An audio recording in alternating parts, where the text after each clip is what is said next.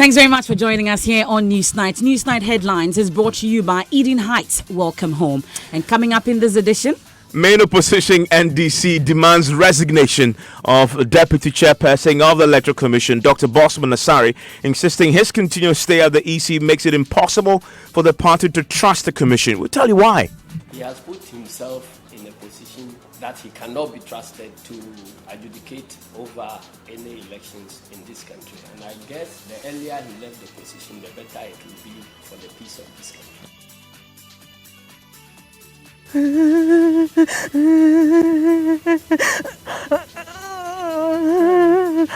This is a sleeping room. And as residents count when they just got here, they burn all the food stuff at the booth.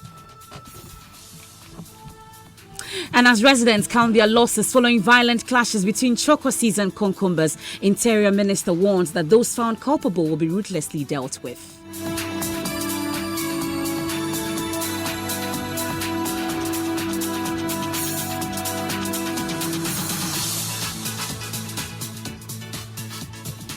And in business, microfinance companies want Bank of Ghana to fast-track clean up of the sector as delays is rather worsening their situation.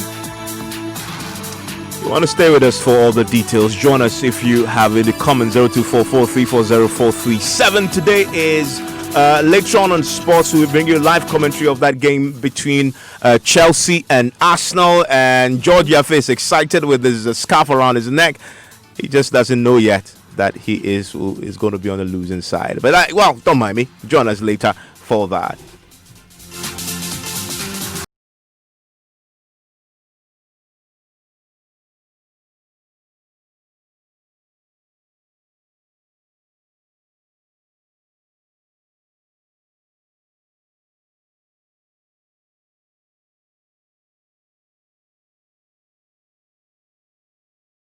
Tonight, the main opposition, National Democratic Congress, is demanding the resignation of Deputy Chairperson of the Electoral Commission, Dr Bosman. Now, the party alleges his continued stay at the EC makes it impossible for them to trust the commission going into the 2020 elections. In fact, the NDC says his removal from office is crucial for the maintenance of Ghana's democratic stability. They accuse Dr Bosman of taking a biased position against the NDC when he publicly stated that the NDC is a threat to Ghana's democracy. Listen to Dr. Bosman speaking on City FM recently. Let me make this very, very clear. I think if there is anyone who is becoming a threat, or if you like, an existential threat to the democracy we are practicing in our country, then I would rather say it has been the posture of the NDC. Because since this new commission took over, we've noticed some of the things that have transpired. We remember before Ayawaso, the allegations were ripe that the register was bloated, and it ended becoming not completely the opposite. And we also noticed some pictures of ballot papers, etc., which were completely antithesis of that particular election. So we, as a commission, we've seen a particular pattern from the side of the NDC. So I don't see how the NDC would turn around to come and accuse the chairman of the Electoral Commission that actions are a threat to the democracy we are practicing. And as I said, many political parties were present at yesterday's meeting. You can find out from them what actually transpired. So that is exactly what he said. It was in answer to a question that was asked him, and in which he says that if anybody's going to be a threat to democracy, that will be the NDC. Well, we'll hear a further explanation of the contest from Dr. Bosman shortly. But first, listen to the General Secretary of the NDC, Johnson Sedu Nketia, who is demanding the resignation of the Deputy Chair of the EC because of those words you just heard. He's been speaking to me 4 p.m. Express later tonight on the Joy News channel. Listen. Well, I'm yet to see any referee of any football match who proceeds by condemning one team before he now takes over the officiating. They have done that? They've done that. The deputy commissioner, the deputy chairperson of the commission. I'm sure you're referring to Dr. Bosman. Dr. Bosman is on record, and we have all the tapes of having said that the National Democratic Congress is a threat to the democracy of this country. I haven't heard that. From listeners who haven't heard that, where did he say this? Well, he said it on City FM. Okay. Yeah. And he actually made a categorical statement that NDC is a threat to the democracy of this country. So by that declaration, he has put himself in a position that he cannot be trusted to adjudicate over any elections in this country. And I guess the earlier he left the position, the better it will be for the peace of this country. You're asking Dr. Bosman to leave his post as deputy chairperson of the Electoral Commission? Sure, because he has clearly indicated that one of the teams is a threat to democracy. If NDC is a threat to democracy, everybody in this country knows that the Electoral Commission is going to be the umpire of the elections. And so if the commission or an official of the commission, a highly placed official of the commission, like a deputy chair, comes out to indicate that NDC is a threat to democracy in Ghana, then he would want to do everything to make sure that NDC does not get to power.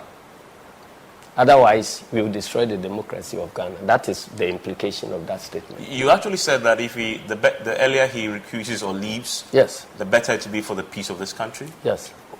Why that last statement? Because many will wonder that's a scary thing to say. No. Everybody understands that the causes of conflict in the sub-region has mostly been about dispute over electoral outcomes. And the disputes, some of them will emanate from lack of confidence in the elections administration body.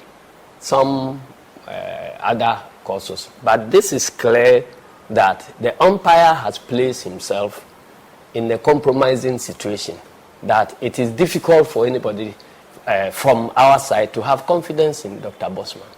Dr. Bosman Asare, he's just one person. He doesn't represent the commission. But if he's there and he's one of, if you have a whole stack of grains and you have a rotten one in between, it can poison the rest of the grains. You believe so? Yes, it is. You actually believe, after all these years, that one individual at the Electoral Commission can substantively change the outcome of an election? Yes. In Ghana? Yes. That's not possible. It is. How?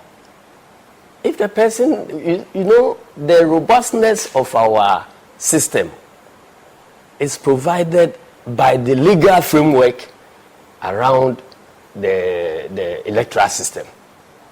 So if you act in ways as to separate your activities from the established legal framework, then it means that the robustness of the system is lost. But this is like one person's act. I am saying, but if his actions, he's placed in a specific, this sensitive position, I want to believe that he's a commissioner in charge of operations. The deputy commissioner in charge of operations actually is in charge of the planning and execution of the elections. And so he's so sensitive, his position is so sensitive that he cannot be declaring support for or against a party before we go about planning for the elections. But he hasn't declared support for any political party. I say against. Okay. Because he has declared that we are, when I say we in NDC are a threat to the democracy. For the avoidance of doubt, because I have the recording, yes. You have the recording? Yes, we have taken the recording. Well, this is one of the things we intend to do with it. If you want to play it back, we can let our research team maybe. Yes. But if he doesn't resign, what does NDC do? It's not about NDC. It's about Ghanaians, whether Ghanaians will have confidence that any pronouncement coming from the Electoral Commission will be upheld. Okay, so that is the General Secretary of the NDC. Parker Wilson, my colleague, has been speaking to Bosman Asari about this. What did he say? Well, Evans, he says he's not going to respond to the General Secretary of the NDC. Rather, he's focusing on conducting what he calls a credible registration exercise. But he was quick to add that he said this in a context, that the NDC is a threat to the country's democracy, because he was asked that the NDC had accused the EC of being a threat. The conduct of the EC is a threat to the country's democracy. And in response, he said, right from day one, ever since the president appointed them, including Madam Jean Mensah, the NDC had been at their throats. They've been accusing them left, right, centre that are in bed with the government. And so for them, the NDC's conduct, rather, is the threat to the country. We had his exact words earlier. But so as far as it's concerned, the context is important in this. But also, we had Jonas Ketia, the General Secretary, make the point that Bosman Asari is the chairperson responsible for operations. Yes, that's what he said. That is not accurate. That's not accurate, Evans. We've checked with the Electoral Commission, and we do understand that the deputy chairperson in charge of operation is Mr. Samuel Tetteh, and he, Dr. Bosman Asari, is rather in charge of corporate services. Let's bring in a political scientist with the KNUST. Dr. Brenya is on the line with us. Doc, thank you for your time here on Newsnight. Thank you. You heard Johnson Sildin Ketia, the General Secretary of the NDC. Is the NDC justified? Is there any justification to ask for the resignation of Bosman Asari? Good evening to the able listeners of news. And I think that one thing is clear. This whole points to the fact that there's a high level of distrust between the political parties and oftentimes individuals that are appointed by the ruling party, and this has been a long history.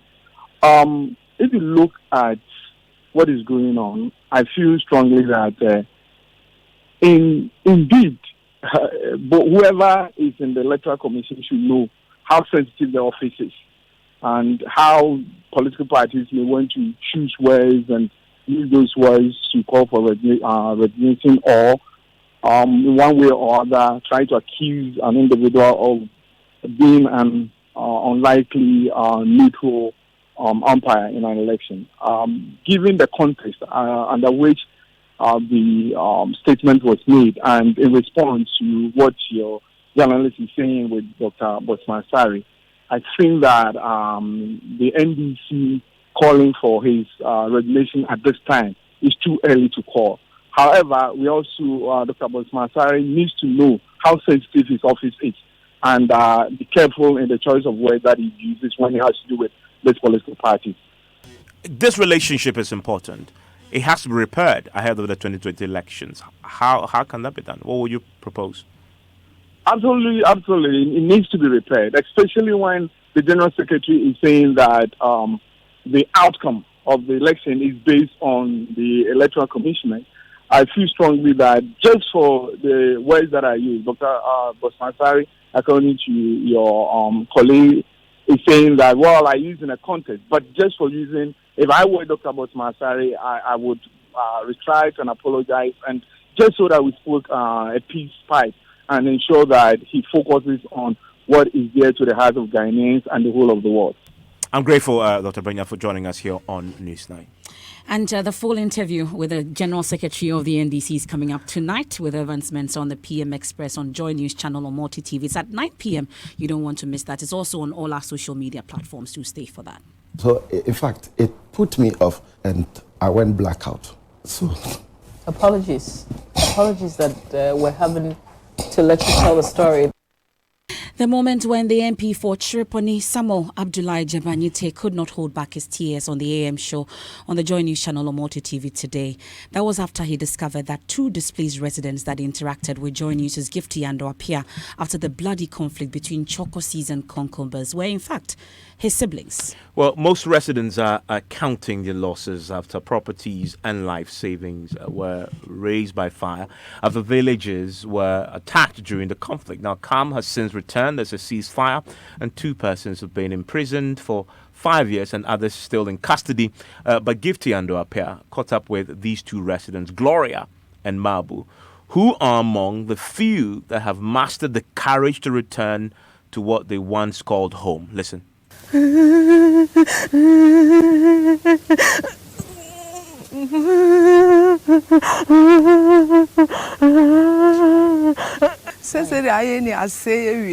What can you do now? Do I know what to do? I have nothing to do.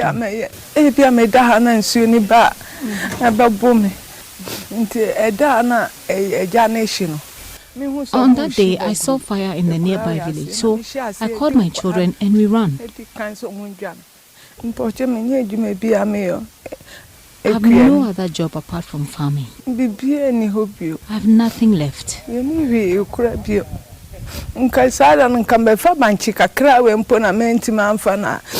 On the same day, I wanted to come for this cassava, but I couldn't, and it's also destroyed. They burnt everything. Full mattress, any me bed sheet, any dem niema. No more yin de guha no machine. Now, me say, ma. We are women. We don't know anything about the conflict. We don't know what happened. So bad. You're always uncertain whether or not they will spare your life when they come to attack. I have 7 children. This is a sleeping room for my children. They were sleeping here with books. Even the food stuff is on this thing, is with them in the room there. So when they just got here, they burned all the food stuff in the booth, plus their clothing. Your children were inside when the fire started? They ran before they started the fire. The senior one is 20 years. The second one too is 16 years. The next one is 12 years. And then 10, 7, 5. So the last one is 2 years now. They ran away. So I'm now alone in the house here. So I don't know where to find them. I went to Wapuli site to see where, even I asked people and they said they didn't come that side. So I don't know. And they have not called you? And they have not called me. And then I'm married to a lady. Have you reported to the police? Not yet, because we can't go to town. So I don't know how to do and then report. I'm planning that tomorrow I'll still go to that side and cross-check and see. Maybe they are hiding somewhere. So you had there 2 residents there in Tripoli. Now, this was the MP for the area, Samuel Jabanyute's reaction to what you just heard. I come directly after her. One father, one mother. The second young man you saw is called Mabu. In fact, it's sheer coincidence that I'm watching my own people. And I just returned from Chereponi, I think 4 days later, then there was that incident. And I had lived in Chereponi for almost 2 weeks, going around every community. So, in fact, it put me off and I went blackout. So. Apologies that we're having to let you tell the story. That's the Member of Parliament for Chereponi for the first time sharing the story. And I am sorry that you're having to relive this. Apologies. So if you're listening to this and you're in that part of the country, nobody is a winner in this conflict. And the MP was in the studio. He didn't know what we were going to play. We didn't know the people we had spoken to, Gifty had spoken to from the north, had any relationship with him. He was just on the show to talk about peace and appeal to his people. And then the video starts playing. Exactly. And then his reaction was what? Just broke into tears, saying that this is the blood sister. She knows the Gloria Jabanyute. She just intermarried. She married from another tribe. That's how come he lives in that village that was attacked. Same mom, same father. Exactly. And just a shock. I mean, just watching the thing in the studio just to do a good discussion. And wow, this is my sister. Yes, and I know has the guy lost as well. everything. Knows both of them, he says. Yeah, so that tells you the story. He has since, by the way, the MP, he has since been calling for the establishment of a complaints and conflict resolution committee in the affected districts as a way of ensuring lasting peace. We have a 2-pronged approach to this issue in our bid to resolve it. First is the military solution.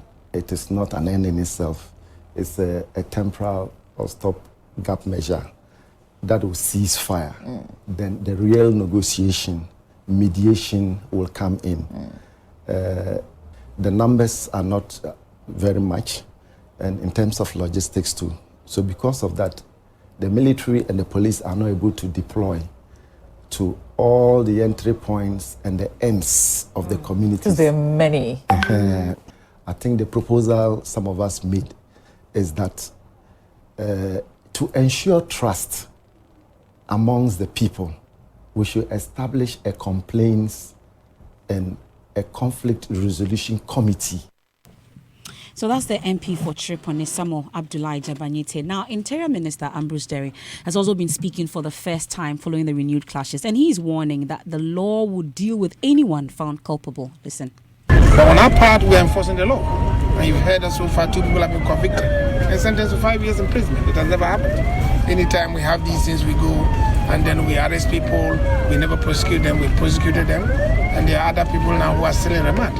And the law is going to take its course. So there are many ways of approaching it. Under the auspices of the Minister of the Interior, we have the National Peace Council doing its work, as always, as it's doing between the major parties about vigilantism. But we want to let the country know that we will not allow anybody to take the law into his own hands and hold this nation to ransom. And in that, we need the support of all of us to cooperate with the security agencies and, above all, provide information. The president is committed to protecting this country, even though there are struggles in the neighboring countries. And we call on everybody's support. Collectively, we can keep Ghana a peaceful country. Interior Minister Ambrose Tetteh. Now, there have been numerous calls for peace in that area and other parts of the country. Now, the National Chief Imam has joined those calls, and today he's been asking for a permanent solution to the situation in that area. And he says that there should be a ceasefire, especially in the month of Ramadan. Listen. والصلاة والسلام على أشرف المرسلين سيدنا محمد وعلى آله وصحبه أجمعين. قال تعالى: يا أيها الناس إنا خلقناكم من ذكر وأنثى وجعلناكم شعوبا وقبائل لتعارفوا. إنا roƙo mutanen Tokoni, ina roƙonsu saboda alfarman wannan wata Ramadana mai alfarma, wata da yi ma ana samun cikin dare, ana samun da kadari a ciki da fi wata dubu. I'm calling on the people of Tripoli to exercise restraint for the sake of this holy month of Ramadan, the month that has one night that is so powerful and worth more than 1,000 months. I am begging you to smoke the peace pipe and live in peace for the sake of the month. Daga Adam da Hawa, Allah ya mai da mu manyan kabilu da ƙanana, ba don komai wali ta'arafu. We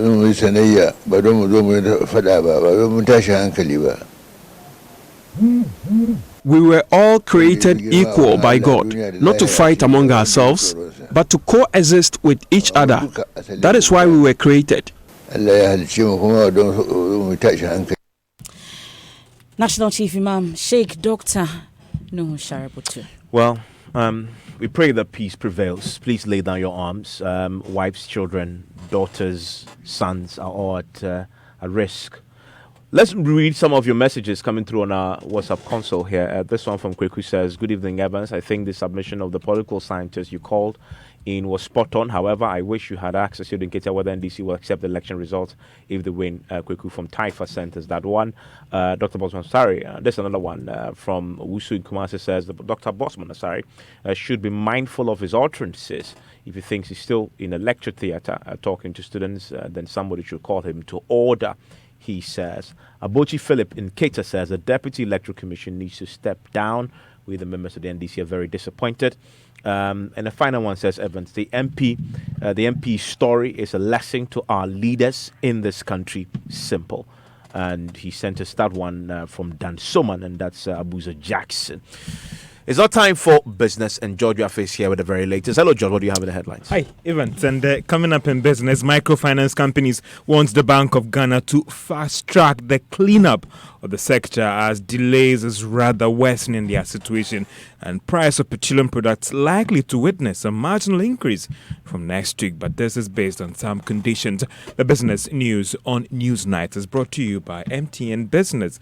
Welcome to the new world of business. Kingdom Books and Stationery, your number one-stop shop for all your office essentials.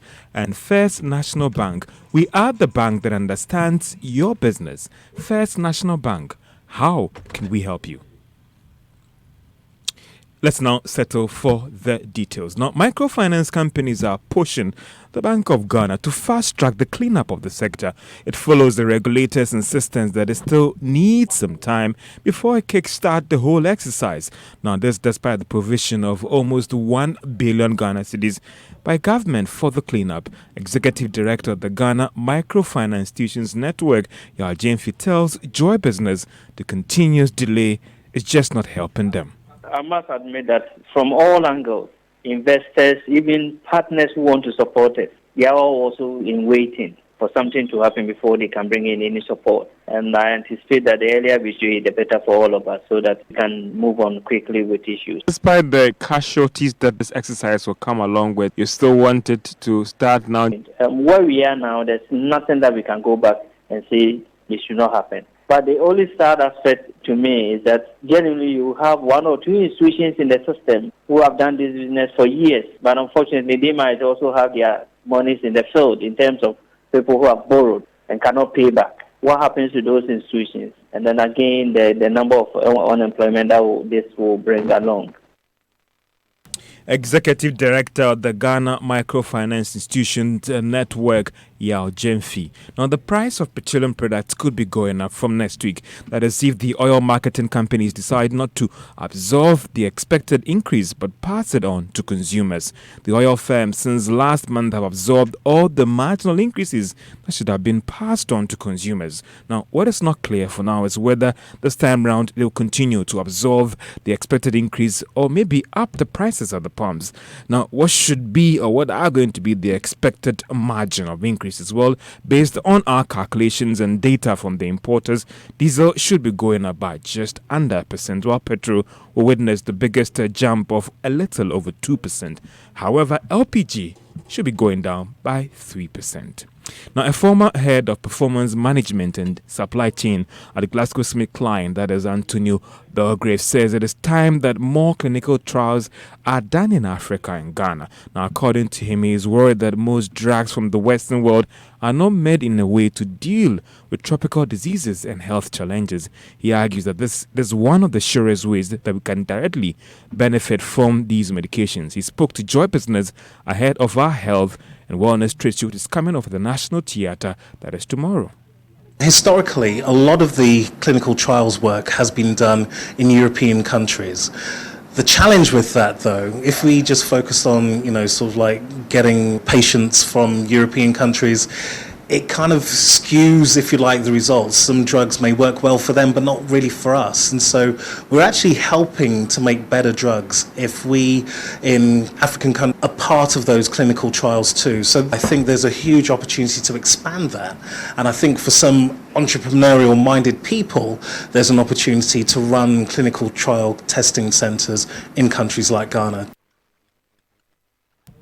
So what should you expect tomorrow? There will be a discussion on leading the change in revolution, research, technology, and innovation for sustainable growth. Now, the health minister is expected to formally open the trade show. So let's discuss everything about health, business, and trade at the National Theatre for the Joy Business Health and Wellness Trade Show. Game over. Oh no, I lost again. Mommy, can you please buy me some coins for my game from Play Store? Please? Kojo, how? I don't even have a debit card. Hey, Mommy, don't you know? You don't need a debit card to buy on Play Store. You can pay with MTN Momo. Can I? Yes. Hey, Kojo, how do you know? Mommy, everybody's talking about it at school. Really? You can now use MTN Momo to buy your favorite apps and games on Play Store. First, choose the app or game you want and select the MTN Momo option to pay. It's that simple. Yes, I did it. Mommy, I won. We're there for you, everywhere you go.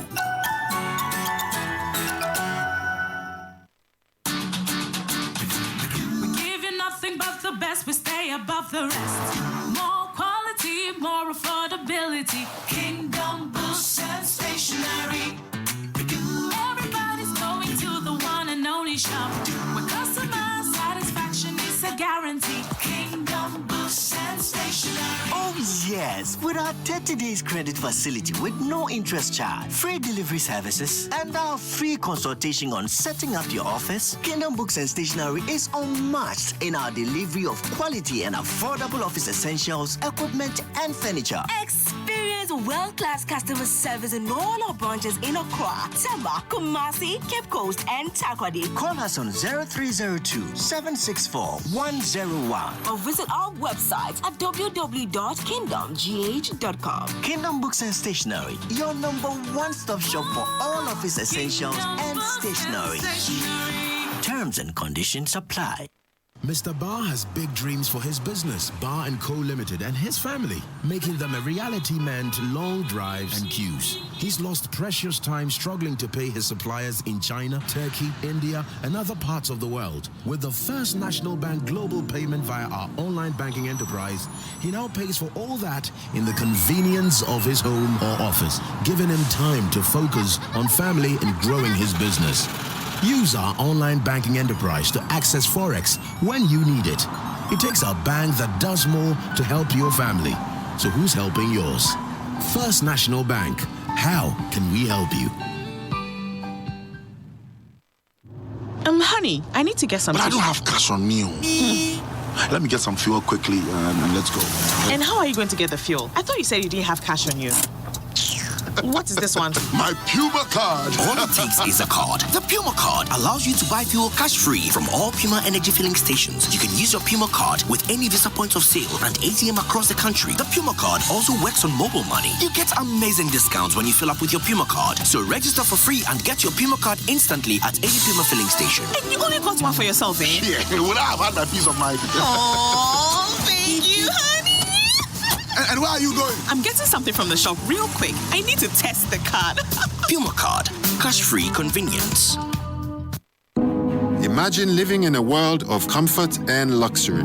In a well-planned and gated community with access to an ultra-modern sports complex which has Olympic-sized swimming pools, football, basketball, athletics, and gym facilities.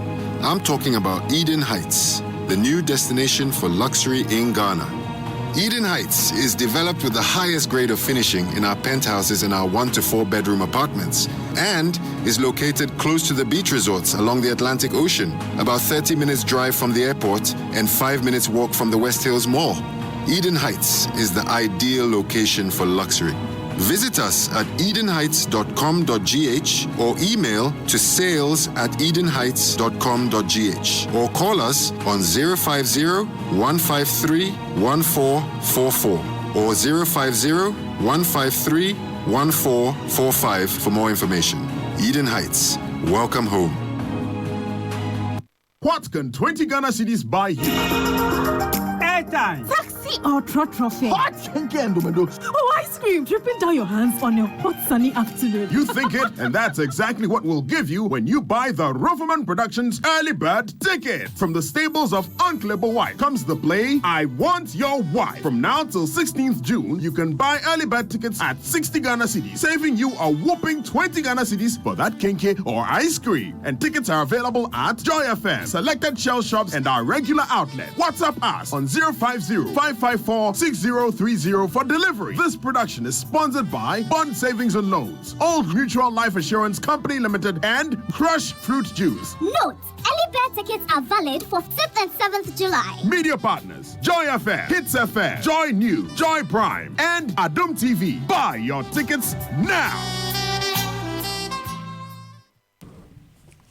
Thanks for staying with us here on Newsnight. And just before we go for live commentary with George Ado Jr. on the Europa League game between Arsenal and Chelsea, let's do some church issues, because some members of parliament are tonight pushing for legislation to regulate the activities of so-called pastors that are preying on the naivety of members.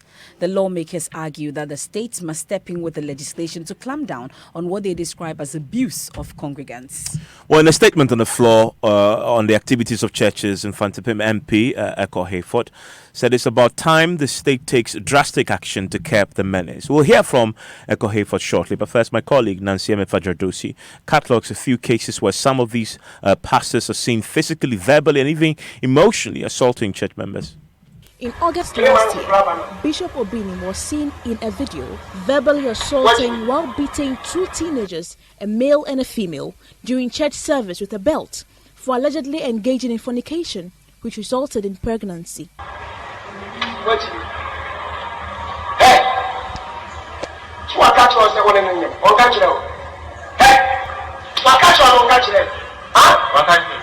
During this beating, he threatened to hit the lady with the hook of the belt.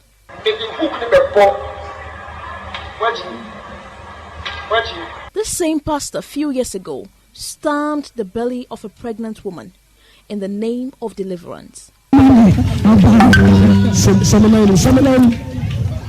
Jesus. Mama, me do ba ji award with Jesus.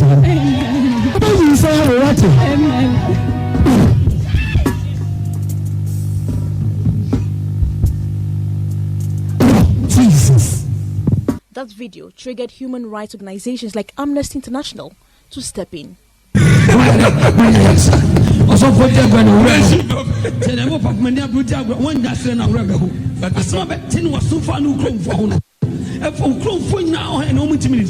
But in March this year, the leader of the Ebenezer Miracle Worship Center, Ebenezer Adakwa Opambuo, verbally assaulted a junior pastor on live TV for giggling during service.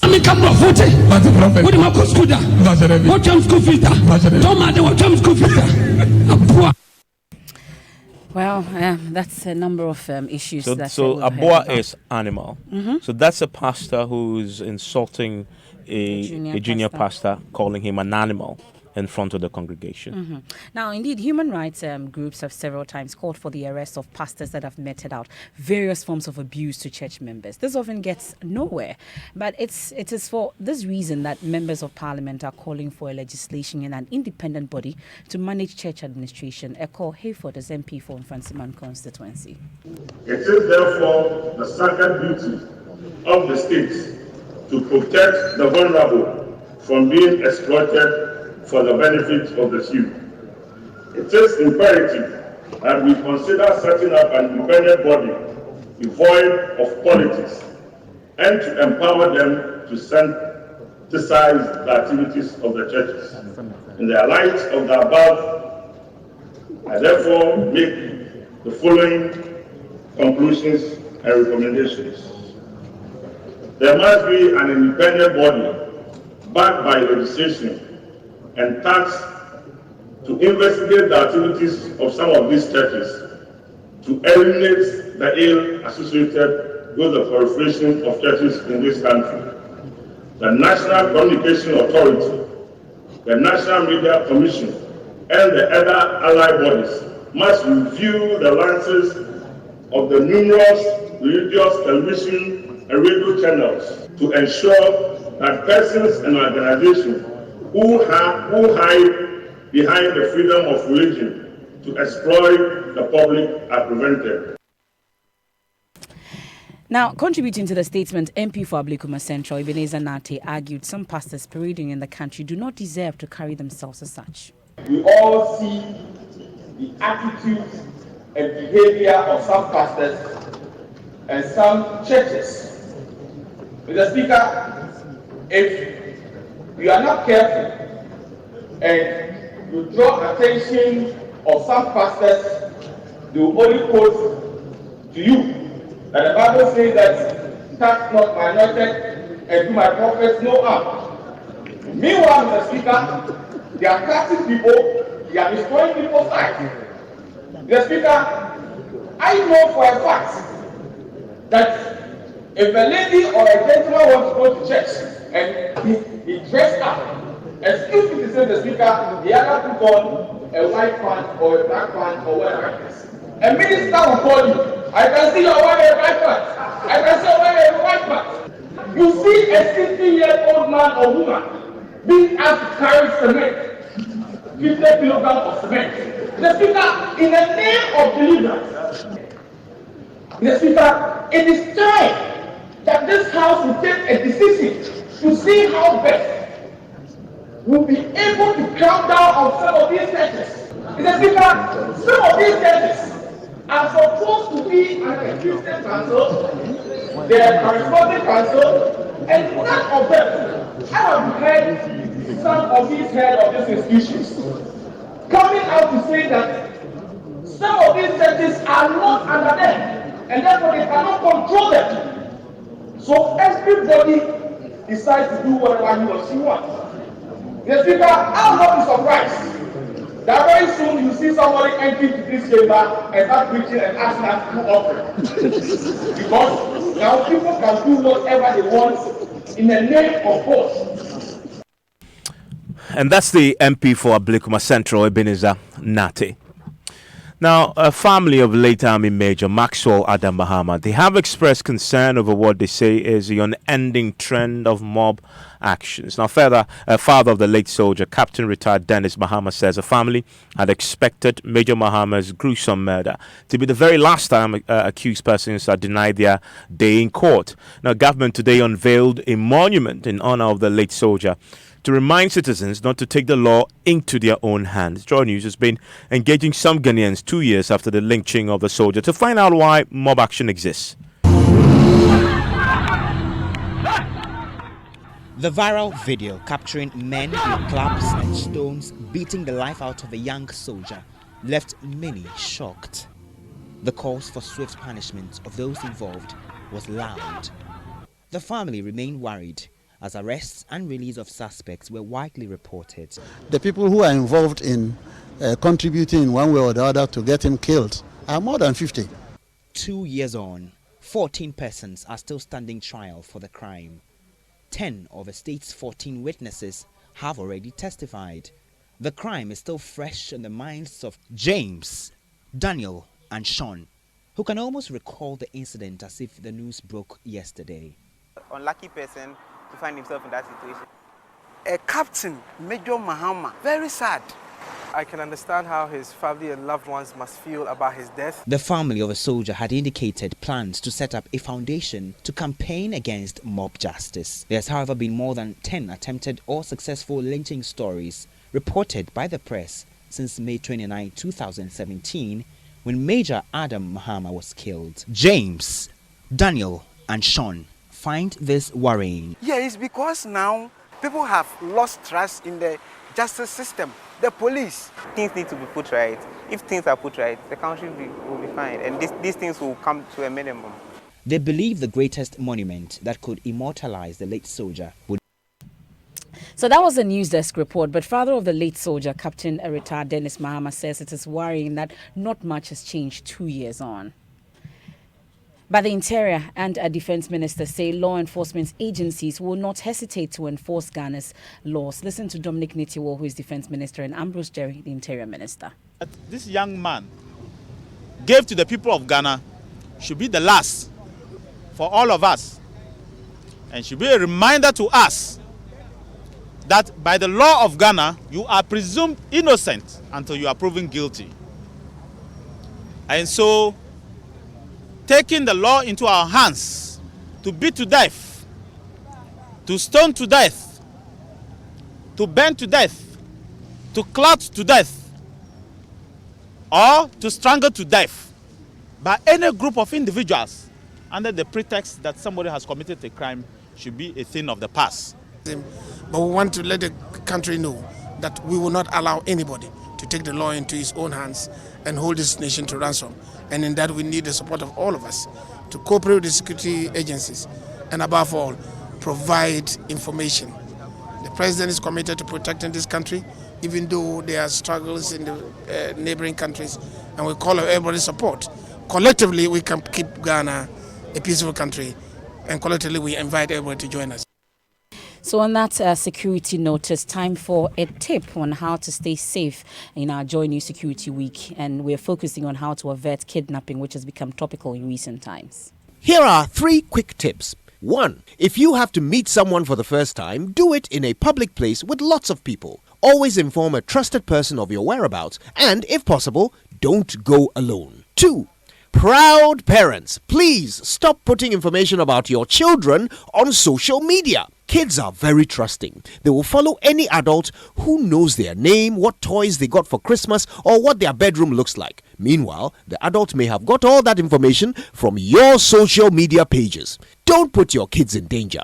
Go to your social media page right now and take off any personal information about your kids that could be used by a kidnapper. And 3, if your loved one is kidnapped, you must inform the police immediately, even if the kidnapper tells you not to. They are trained to handle these situations without putting your loved one in danger. So let the police take over and cooperate with them fully until your loved one is returned. That's it. Stay safe out there. Yes, of course, and that's why you should share your location with me all the time, Evans. I will. At least I need to know where you are at all times. And that's it for News Night tonight. My name is Evans Mensah. I am Memefa Apau. And up next is George Ado Jr. and his team, bringing you the finest commentary you can find anywhere else in this world on that great game between Arsenal and Chelsea at a place that sounds like Buko by its Baku. Stay with us here on Joy 99.7 FM.